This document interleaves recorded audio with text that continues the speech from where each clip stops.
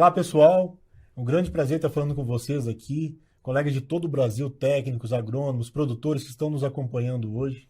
Meu nome é Bruno Zontini, eu sou engenheiro agrônomo e responsável pela área de marketing de fungicidas para o Brasil. E nós estamos aqui hoje para falar de um assunto muito importante que vem ganhando cada vez mais relevância, não apenas no Cerrado, mas em várias regiões produtoras do nosso país, que é a anomalia da soja. O nosso objetivo hoje é esclarecer as principais dúvidas e trazer também os últimos resultados de pesquisa, as últimas informações que nós temos a respeito desse tema. E eu não estou sozinho aqui hoje.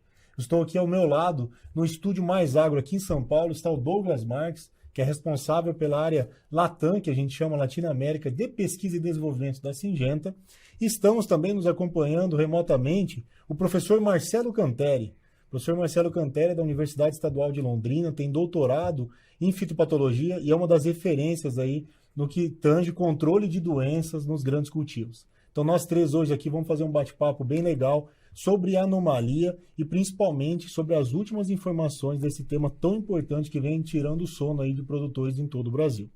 Então, para começar aqui, eu tenho uma pergunta que ela tem que ser a primeira de todas mesmo. Professor Marcelo Canteri, meu amigo, um dos grandes fitopatologistas aí do Brasil. A primeira pergunta ela é muito importante porque coloca todo mundo na mesma página. Anomalia da soja. Esse nome, anomalia, aí não é um termo muito comum no campo. Da onde veio isso? Fala um pouquinho para nós essa palavra anomalia e o que realmente é esse problema que vem se alastrando aí em todo o Brasil. Bruno, obrigado pela pergunta. Um abraço para você, um abraço para o Douglas. E em relação à anomalia, né? Então a gente está falando aqui da Universidade Estadual de Londrina. A anomalia tem sido um problema que começou ali na safra 2021, ali no Mato Grosso, tem se expandido cada vez mais pelos relatos que a gente tem ouvido, inclusive em outros estados. Mas a anomalia, ela está sendo referência, está se referindo, esse termo anomalia está se referindo a um problema que tem ocorrido tanto de quebramento de haste, quanto também de podridão de grãos e sementes. Tem algum histórico aí em relação a outros países, até os americanos chamam alguma coisa parecida com seed decay, essa parte de podridão de grãos, tem algum relato parecido com isso? Então, para nós, aqui, o mais correto seria nós já estarmos migrando desse termo anomalia, já pensando em quebramento de haste e podridão de grãos, seria alguma coisa para nós estarmos conversando sobre esse tema. Professor, muito obrigado. Realmente, anomalia anormal, mas agora a gente já está sabendo que não é algo tão anormal assim, né? Então, baseado aí na sua resposta, eu entendi que nós temos dois problemas, que fique claro, né? Um deles é o quebramento das hastes e o outro é a podridão de grãos e sementes. A pergunta, e que a gente escuta bastante no campo é, esses dois problemas, eles estão relacionados com o mesmo patógeno, com o mesmo agente causal, ou são problemas diferentes causados por fungos diferentes? Bruno, então, como qualquer novo problema, nós temos diversas suposições para serem trabalhadas em relação a esse novo assunto. Quando iniciou lá em 2021, estava todo mundo no escuro e aos poucos foi clareando. Alguns trabalhos de pesquisa foram sendo feitos, outros trabalhos no campo também foram sendo feitos, não só em campo do laboratório.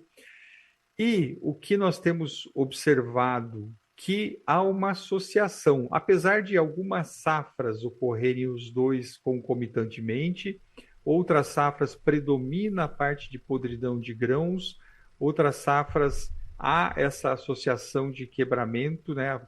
Algumas estrias que nós observamos ali na parte onde ocorre o quebramento, junto com uma podridão de grãos no fim da safra. Tem sido feito alguns trabalhos por colegas pesquisadores e empresas, inclusive vocês da Syngenta têm feito alguns trabalhos muito interessantes, e tem sido encontrado muito associado à espécie de diaporte, principalmente diaporte Ukeri, tem sido encontrado associado dentro com esse problema da podridão de grãos e quebramento de hastes. Professor, é muito legal você trazer essa questão ali do diaporte, né? Porque no começo desse problema, a gente visitava lá o Cerrado, Existiram várias hipóteses, que isso aí chegou a ser mencionado, poderia ter sido praga, era uma deficiência nutricional, mas agora a gente já está caminhando, na verdade a pesquisa já evoluiu muito, que o Brasil, a pesquisa científica, ela evolui muito rápido, né, na agricultura, e agora a gente sabe que são fungos os causadores das anomalias, né, tanto do quebramento das hastes como da podridão de grãos e sementes. Então isso é muito importante, porque muda um pouco a forma de manejar, né, sabendo o que é fungo. E para chegar nessa conclusão, eu convido aqui o Douglas. O Douglas, ele pode trazer um pouco de todo o trabalho que foi feito, né, Douglas, para chegar nessa conclusão, quantas amostragens nós fizemos, e a Syngenta, junto com várias instituições de pesquisa do Brasil, fundações, né, desenvolveu um trabalho muito grande para chegar nessa conclusão. Você poderia trazer um pouco a dimensão desse trabalho e falar um pouquinho quem foram os nossos parceiros? Sem dúvida, Bruno. Prazer estar aqui. Obrigado pela participação também, professor. Acho que o primeiro importante é a gente relatar que foram mais de 10 instituições envolvidas nessa problemática. Fundações, instituições privadas de pesquisa, consultorias, os nossos próprios conselheiros do CONSFIT, né, fitopatologistas, que estavam intimamente ligados com essa problemática, né, com essa problemática que o agricultor estava sofrendo da perda de danos ali, direta e indireta. E nós, no última safra, fizemos mais de 400 amostras de campo, tanto de haste quanto de vagens, geramos quase 500 isolados de fungos representados com essa problemática em 10 diferentes estados, Bruno, 45 locais diferentes em mais de 30 diferentes cultivares, trazendo bastante robustez nas nossas análises e também dando bastante coerência e bastante base técnica científica em cima de tudo que a gente está observando no campo. Douglas, excelente. E fica aqui o agradecimento, reforço o agradecimento aos nossos parceiros, instituições de pesquisa, fundações, ao CONSFIT, vários colegas mesmo que nos ajudaram nesses últimos 3 anos de envolvimento, mais de 400 amostras, né, 500 isolados, é muita coisa. Então você trouxe aí que a gente tem um trabalho muito grande a nível Brasil, mas a pergunta é, aonde tem a maior concentração do problema? Esse problema ele vem se disseminando, a gente tem acompanhado notícias, nós vamos falar aqui daqui a pouco, mas onde está a maior concentração do problema em termos de isolados e onde a gente encontrou o maior dano?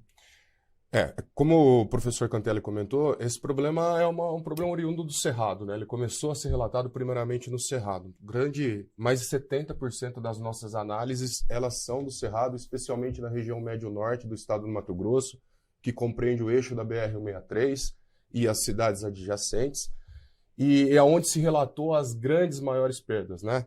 Mas, como você bem comentou, a gente já começa a receber nos nossos laboratórios amostras de outras regiões também, enfatizando que essa problemática ela se expande e técnicos, agricultores, agrônomos, produtores, consultores, eles já estão mais atentos a esse problema no campo. Douglas, mas segura aí, daqui a pouco a gente vai falar um pouquinho mais sobre aonde a gente tem encontrado esse problema além do Mato Grosso, né? Então, mas antes eu queria fazer uma pergunta para o professor, que eu acho que é algo que tem tirado o sono dos agricultores e é uma resposta diretamente para eles aí que estão nos acompanhando. Em relação aos danos econômicos, quando a gente fala de perda de rendimento, de produtividade, né? Quais as últimas estimativas aí que você tem acompanhado, relatos de perdas de danos aí na produtividade da soja por hectare nas últimas safras? Você pode trazer um número para a gente, o que você tem visto, acompanhado? Bruno, o que nós temos acompanhado, a gente tem conversado muito com colegas do Cerrado, aqui no Sul, que a gente já vai falar um pouquinho mais sobre isso também aqui na região Sul, mas principalmente nas regiões onde já ocorreu esse problema, esse quebramento de haste e podridão de grãos, já houve safras que essas perdas chegaram próximo de 50%, tem até alguns trabalhos, alguns relatos aí citando por volta de 40%. Né? Infelizmente, quando a planta quebra, fica difícil fazer a colheita dela. Ou mesmo depois, quando há a ocorrência da podridão de grãos, esses grãos acabam perdendo por questão de valor econômico, por questão de grãos ardidos, perda de qualidade, e acaba tendo uma perda extra ali junto nesse material. Então, seria mais ou menos essa estimativa, e sempre associado, né, nós mencionamos aqui a questão da parte fúngica, tem também a parte de cultivar, tem também a parte climática, que influencia nessas perdas que podem chegar aí até por volta de 50%.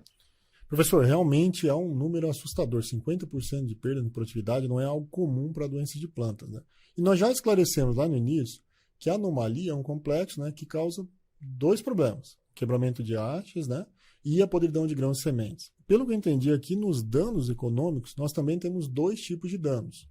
Um deles, que é 50% que acontece no campo, que as plantas quebram, e aí o produtor obviamente perde produtividade ou os grãos apodrecem, mas parte deles também ocorrem depois da colheita, depois do armazenamento, são os danos indiretos. Então é um problema com 2 consequências. É isso mesmo, né?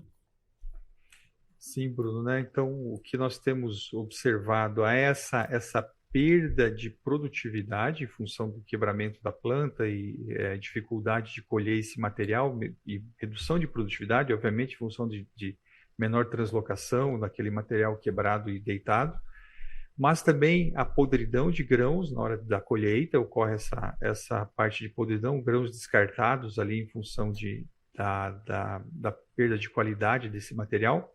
E, além disso, nós temos tido relatos de perda da qualidade desse grão armazenado. Então, esse grão, quando vai para o armazém, ele acaba continuando essa podridão, falando em termos menos técnicos, uma continuação dessa podridão que iniciou no campo, ela acaba continuando dentro desse armazém e incrementando essas potenciais perdas em termos não só de peso, mas também de qualidade desse material que já está colhido.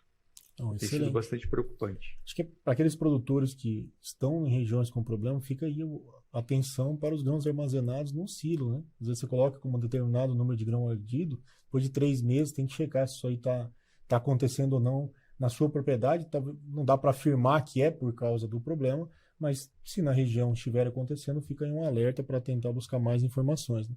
Douglas, mas essa pergunta, associando ao que o professor falou dos 2 danos, é muito importante conhecer o sintoma característico tanto do quebramento como da podridão. Acho que antes, a primeira coisa é a identificação precoce desse problema, se ele realmente tem ou não.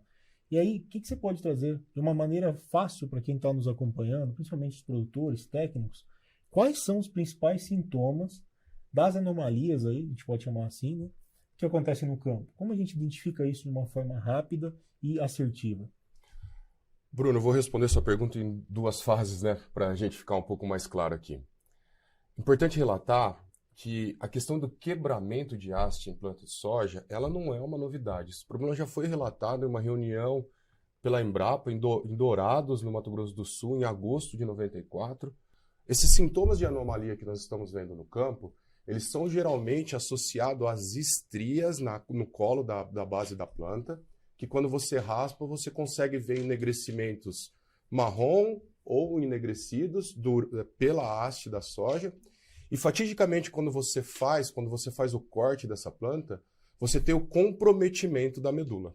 Esse comprometimento da medula, obviamente, que está linkado à translocação de nutrientes, água e etc. Então, esse é o primeiro sintoma, essa questão das estrias e a questão do comprometimento do colo da planta. Não difícil, nós identificamos a formação de piquinídeos nessas estruturas, que geralmente estão associados também nas vagens, com a problemática das vagens.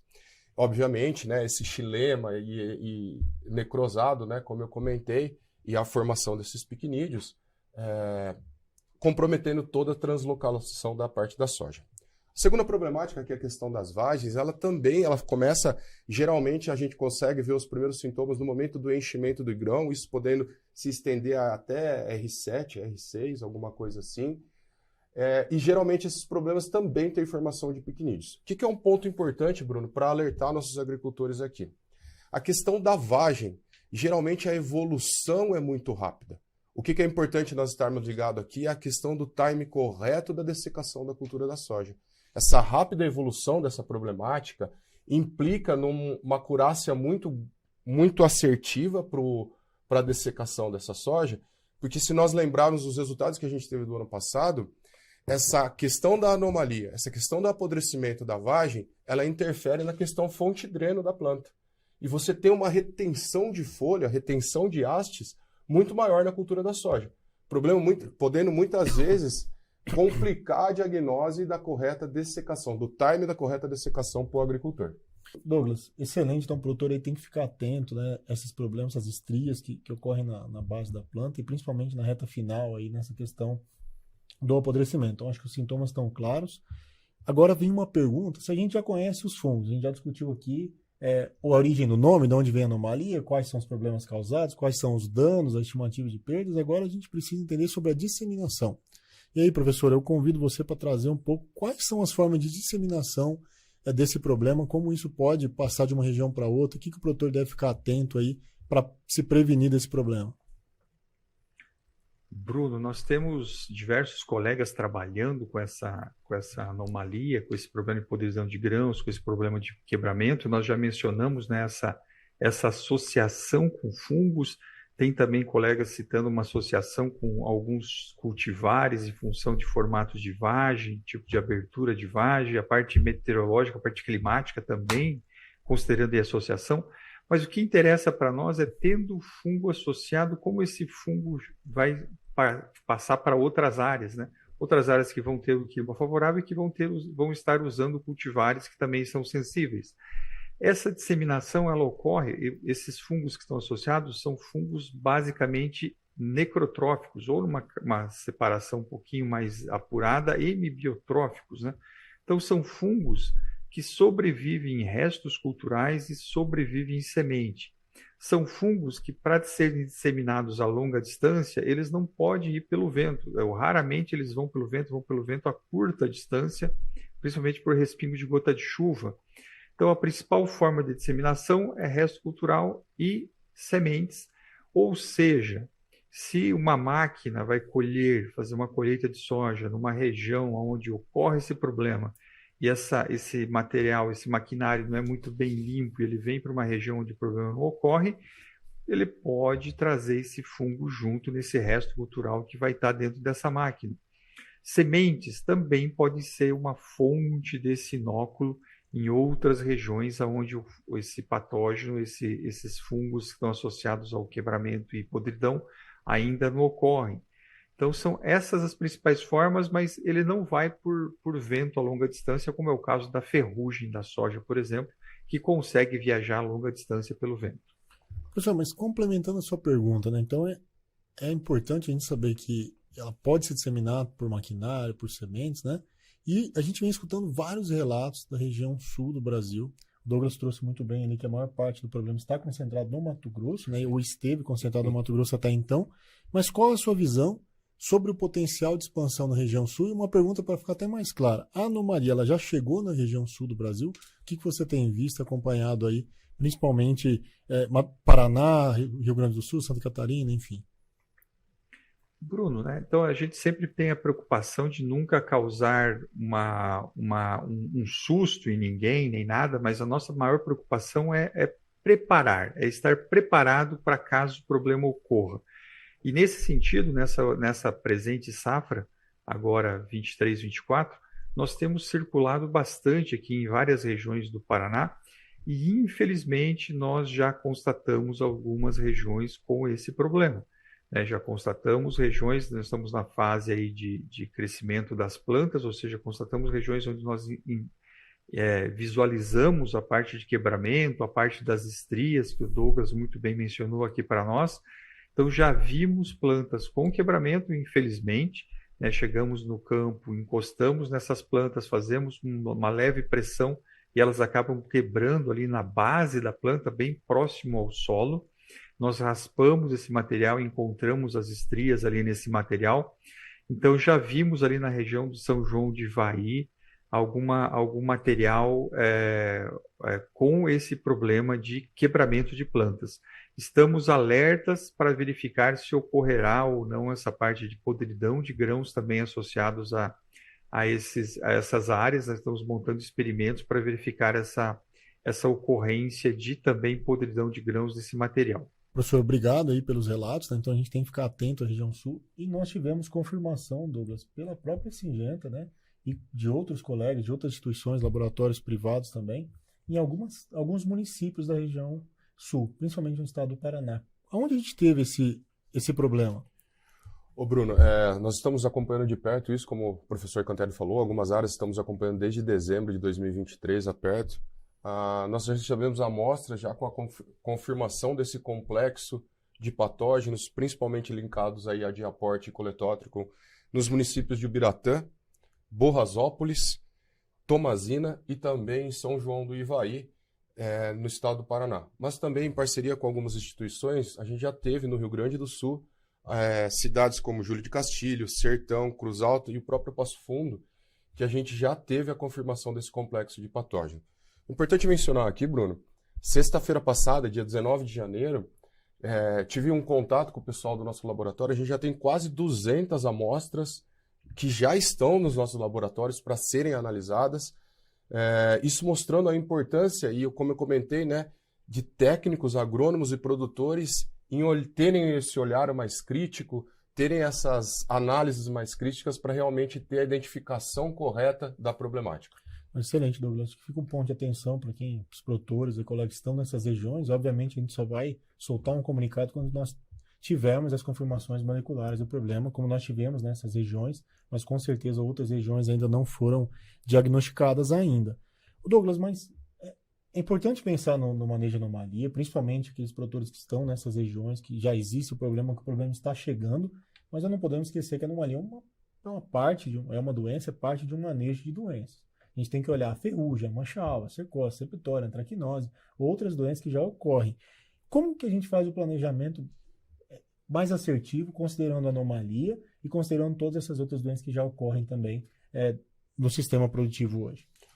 Bruno, acho que o principal ponto aqui da gente comunicar é que a anomalia ela é parte de uma realidade hoje. Esse complexo de patógenos, coletótrico, diaporte, fomopsis e outros fungos como cercospora, fusário, eles já fazem parte do nosso sistema produtivo. Eles já estão no nosso sistema produtivo, são fungos necrotróficos, como o professor Cantelli comentou. E mais do que nunca, a utilização de fungicidas com amplo espectro de controle, que vão manejar mancha-alvo, ferrugem, cercospora e outras doenças, coídeo, etc., elas vão ter que ser relacionadas agora com essas problemáticas, como antracnose, diaporte, esses fungos que a gente já comentou aqui. Então, a tomada de decisão do agricultor para fungicidas, para ajudar nas estratégias de manejo, o uso de fungicidas químicos com espectro de controle é uma das ferramentas cada vez mais que vão estar linkadas a esse novo complexo de patógenos da cultura da soja. Perfeito, Douglas. Daqui a pouco nós vamos falar do portfólio da Syngenta, né? Os fungicidas de amplo espectro. Espectro é a palavra. Não adianta controlar só ferrugem, nem só anomalia, nem só mancha. Tem que buscar ferramentas que controlem tudo mesmo. Mas voltando à anomalia, professor, parte dos nossos estudos, a Syngenta vem estudando isso nos últimos 3 anos, a gente também tem acompanhado instituições, fundações, publicando resultados em que, para o manejo de anomalias, tanto do quebramento como da podridão, as carboxamidas têm se destacado. Mas o que a gente tem visto nos nossos resultados e vários outros resultados externos é que elas não são todas iguais. Há uma diferença entre as carboxamidas e nós temos visto uma eficácia muito, muito grande do solatenol, que é um ingrediente ativo base do nosso portfólio aqui da Syngenta. O que você tem visto no manejo de anomalia, a importância das carboxamidas e a performance do solatenol para esse problema? Bruno, o que nós temos observado, né, então, em trabalhos que foram realizados por colegas, tanto em laboratório quanto em campo, já nas regiões ali da anomalia no Cerrado, onde já ocorreram nas safras anteriores, é uma eficácia muito boa do grupo das carboxamidas, mas como você mencionou, não são todas. Então, a parte do solatenol, ou benzovidiflupir, que é o nome técnico do produto, tem tido um ótimo efeito, uma ótima eficácia de controle para controlar a anomalia. Aí tem toda a dinâmica de qual é o momento de aplicação e tudo mais tem sido estudado, porque tem a ocorrência do quebramento logo no início, tem a ocorrência da podridão de grãos lá no final, tem que haver essa sinergia de amplitude de controle. E dentro dessa perspectiva, né, dessa carboxamida, o solatenol no caso, tem mais uma que tem uma eficiência boa também, mas aí as demais a gente não tem conseguido achar uma eficácia de controle adequada para controlar esse tipo de problema. Como a gente mencionou anteriormente, né, está associada à parte de cultivar, está associada à parte meteorológica, mas de uma forma emergencial, como normalmente nós utilizamos o controle químico, tem tido uma eficácia de controle muito satisfatória nos resultados que nós temos, inclusive a rede do consórcio antiferrugem ali, que é capitaneada pelos colegas da Embrapa, na última safra já fez um trabalho demonstrando essa eficácia de controle. Tem um relatório técnico deles publicado, que é facilmente achado na internet, demonstrando essa eficácia de controle do solatenol. Excelente, professor. E toda essa eficácia resultou num primeiro registro para a anomalia. Então, hoje a gente tem vários outros produtos registrados, né? Mas antes de ser registrado tem que ser muito eficaz. Então, nós temos um produto muito eficaz e foi o primeiro registrado aí para a questão da anomalia. Mas como fica, Douglas, o nosso posicionamento técnico no cenário que você tem anomalia, que você tem todo o complexo de doenças, ferrugem, mancha-alva, traquinoses, DFCs. O que é mais importante? Qual o time mais importante? E quais os produtos que a gente tem recomendado aí para esse cenário? Bruno, é importante aqui ressaltar que, assim como a gente fez uma análise bem robusta de dados em laboratório, nosso time também fez uma geração de dados a nível de campo com bastante complexidade, com bastante avaliações, metodologias discutidas com consultores, pesquisadores, que nos levaram ao registro dos nossos produtos. Os produtos à base de solatenol mostraram eficiência não só no quebramento da haste, mas também com a questão da diminuição do apodrecimento das vagens, apodrecimento de grãos. E esses produtos, Alad, Mitrium e Elatos, que nessa primeira onda de registro nós obtivemos o sucesso do registro em tempo recorde, mostrando a importância de se ter produtos registrados, eles vêm com um posicionamento da preventividade muito importante. Esses fungos que já estão no sistema, como mencionado, esses fungos que já estão nos sistemas, que são fungos necrotróficos, já como mencionado, quanto mais antecipadamente a gente começa o nosso manejo, maior vai ser a nossa eficácia.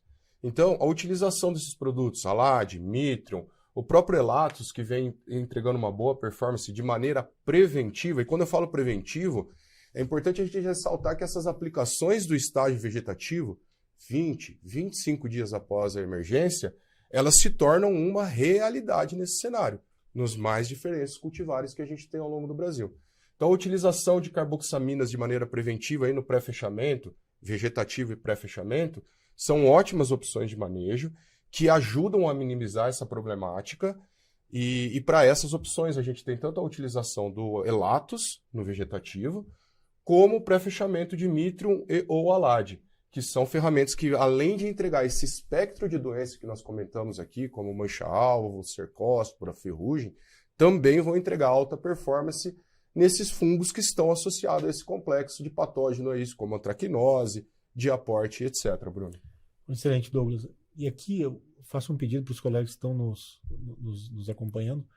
Confiem no posicionamento. Nós estudamos bastante, a nossa linha é muito eficaz, com a Alad, com o Mitrium. O Elatos tem um custo-benefício bem legal para jogar nessas aplicações iniciais. Então, para você que tem receio do problema ou está em regiões enfrentando esse problema, o posicionamento realmente ele é muito seguro, ele é muito eficaz, né?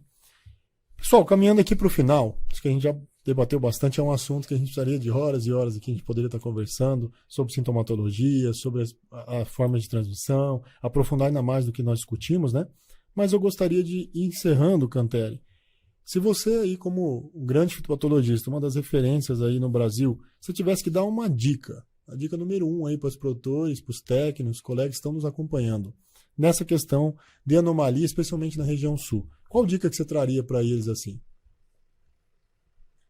Bruno, inicialmente quero agradecer novamente a Syngenta por abrir essa porta para a gente estar conversando com os colegas produtores, conversando com os colegas técnicos aí de todo o Brasil.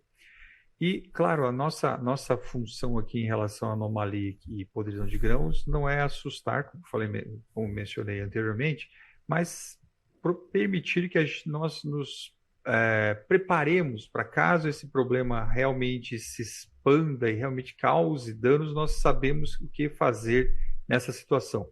E dentro dessa situação, nós sabemos, já temos dados, que nós temos produtos com eficiência para controlar esse problema. Fazendo experimentos mostrando uma área sem controle ou sem uso de uma carboxamida eficiente para uma área com o uso de uma carboxamida eficiente, nós temos uma diferença muito grande em termos de produtividade aí, em relação à manutenção dessa produtividade que nós conseguimos fazer com essa carboxamida. Então, a nossa dica é ficar atento, verificar se realmente já existe esse problema na sua área, verificar como que está a expansão desse problema e usar o produto correto para controlar o problema de forma correta. Excelente, professor Douglas Cantelli, um prazer ter falado com vocês aqui. E agora eu abro para vocês, tem algum recado final aqui para o nosso público, para os nossos ouvintes, ou para quem está nos assistindo, né? Acredito que assim, Bruno, tá próximo do agricultor é uma das nossas principais estratégias aqui dentro da Syngenta. Toda essa geração de dados, não só em laboratórios, mas a nível de campo, respaldada inclusive com ferramentas digitais desenvolvidas exclusivamente para essa problemática aí, com avaliações com diversos algoritmos das estrias de hastes, das estrias nas hastes e também ferramentas digital de quantificação de grãos apodrecidos nos levaram a esse posicionamento técnico, né? É uma das ferramentas que o agricultor tem hoje, a utilização de produtos à base de solatenol, como Mitron, Alad, Elatos, para suportar essa problemática que vem. Então, a Syngenta está muito conectada, não só no Cerrado, mas em outras regiões do Brasil todas, desenvolvendo ensaios e garantindo robustez nas nossas análises e, obviamente, garantindo a excelência dos nossos resultados para que esse problema seja minimizado e o agricultor tenha uma solução de ter uma excelente safra. O que a gente deseja como companhia aqui é trazer ferramentas para que o agricultor possa cada vez colher mais e melhor. Excelente, Cantelli. Bruno, acho que a gente tem que, como mencionei anteriormente, ficar atento em relação a esse problema, mas também agradecer muito os colegas pesquisadores, os colegas do Cerrado, que já têm trabalhado com essa doença, né? A dinâmica, o nosso poder da nossa agricultura aqui no Brasil de resolver problemas rapidamente, né? Um problema sério com potencial para causar grandes danos. Em 2, 3 safras, nós já temos pelo menos uma situação de um controle emergencial para aliviar qualquer potencial dano desse novo que é anomalia, né, ou podridão de grãos e quebramento de haste. Então fica aí esse elogio a esse trabalho muito bem feito, não só pelos colegas, mas também por vocês aqui da Syngenta, que tem feito esse trabalho para auxiliar nesse controle dessa doença. E para você aí, produtor rural, agrônomos, técnicos, estão nos acompanhando, então nós esperamos aqui que a gente tenha esclarecido um pouco mais sobre esse problema. A gente realmente agradece a todos os nossos parceiros que estão nos ajudando na evolução dessas pesquisas. Caso você queira saber mais sobre complexo de anomalias da soja, resultados, eficácia de produtos, procure um representante Syngenta da área técnico-comercial da sua região ou acesse os canais da Syngenta.